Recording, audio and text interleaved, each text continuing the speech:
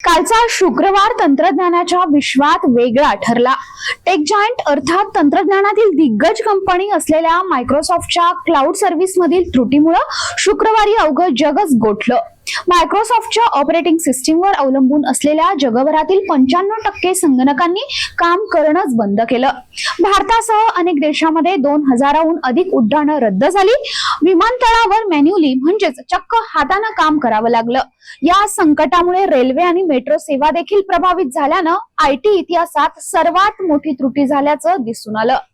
नेमकं काय काय घडलं शुक्रवारी आणि तंत्रज्ञानावरच अवलंबून असणाऱ्या आपल्या सगळ्यांनाच याचा कसा फटका बसला ते जाणून घेऊयात आजच्या व्हिडिओमधून।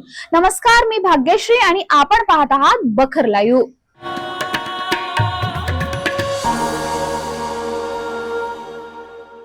शुक्रवारी सकाळी 11 वाजता या संकटाला सुरुवात झाली। मायक्रोसॉफ्टच्या सॉफ्टवेअरसाठी सायबर सुरक्षा पुरवणाऱ्या क्लाउड स्ट्राईकनं अँटीव्हायरस अपडेट केले। या अपडेट नंतर लगेचच विंडोज वापरकर्त्यांचे संगणक एकतर बंद झाले किंवा ते रिस्टार्ट झाले। मायक्रोसॉफ्टनं सांगितलं की लगेच तोडगा काढू, पण भारतासह अमेरिका, ऑस्ट्रेलिया, जर्मनी, इंग्लंड मधील एअरलाइन्स, बँकिंग आणि एटीएम कंपन्यांच्या कामकाजावर याचा गंभीर परिणाम झाला। ब्रिटनमध्ये तर टीव्ही वाहिन्यांचं प्रसारण थांबवण्याची नामुष्की ओढवली गेली। संगणकात नेमकी काय अडचण होती ते बघूयात। संपूर्ण जगात विंडोज 10 वापरकर्त्यांचे संगणक एकतर बंद झाले किंवा रिस्टार्ट झाले। जेव्हा सिस्टीम क्रॅश होती तेव्हा ते घडतं। संगणक आपोआप रिस्टार्ट होऊ लागले आणि डेटा गमावण्याची शक्यता अनेक पटीने वाढली। क्लाउड स्ट्राईक सॉफ्टवेअरचा वापर विंडोज आधारित संगणकांना सायबर हल्ले आणि व्हायरस पासून संरक्षणासाठी केला जातो। त्याने गुरुवारी रात्री एक अपडेट जारी केलं। ज्या संगणकांनी हे अपडेट घेतलं ते क्रॅश होऊ लागले।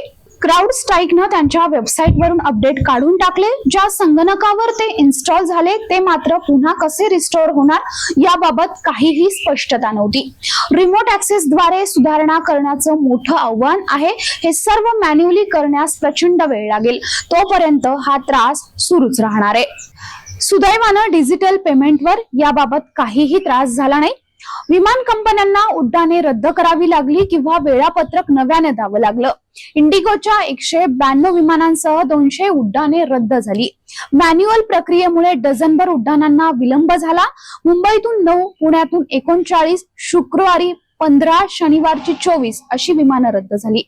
भारतातून नियोजित 3625 पैकी 56 उड्डाणे रद्द झाली। Air India express, Indigo, Akasa, spice jet विस्तारानं म्हटलंय यांनीही अडचणी आल्या। यावर तोडगा म्हणून त्यांनी हातानं लिहिलेल्या बोर्डिंग पास प्रवाशांना दिला। एका प्रवासाला चेक इन करण्यासाठी 30 ते 40 मिनिटं लागली। चेन्नई ते दिल्ली या प्रवासात विमान कंपनीच्या कर्मचाऱ्यांनी नीट माहिती न दिल्यानं प्रवासी त्यांना भांडताना दिसले। स्पाइस जेटनी रात्री उशिरा माहिती दिली की त्यांची अडचण पूर्णपणे दूर झाली आहे।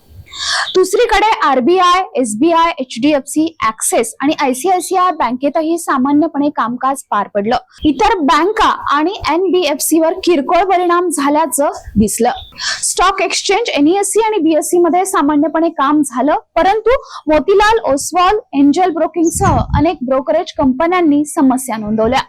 केंद्रीय मंत्री अश्विन वैष्णव यांनी स्पष्ट केले की आम्ही मायक्रोसॉफ्टच्या संपर्कात आहोत। मायक्रोसॉफ्टचे सीईओ सत्या नडेला म्हणाले, क्लाउड स्ट्राईक सोबत मिळून काम करतोय। लवकरच अडचण दूर केली जाईल। सर्व गोष्टी पुन्हा ऑनलाईन होतील। तर आयटी एक्सपर्ट म्हणाले, जगभरातील कम्प्युटर सेवा पूर्णपणे रुळावर येण्यास अजून काही दिवस लागू शकतात। शुक्रवारी जे काय झालं ते जगातील सर्वात मोठं आयटी संकट होतं अशी त्याची नोंद होईल। अपडेटमुळे स्क्रीनवर निळ्या बॅकग्राऊंडसह मेसेज येतो। याला blue screen of death air म्हणतात। अमेरिकेतील 3 मोठ्या एअरलाइन्सची सर्व उड्डाणं रद्द झाली होती। ब्रिटनमध्ये हिथ्रो, गॅटविक आणि एडिनबर्ग विमानतळ बंद करावं लागलं।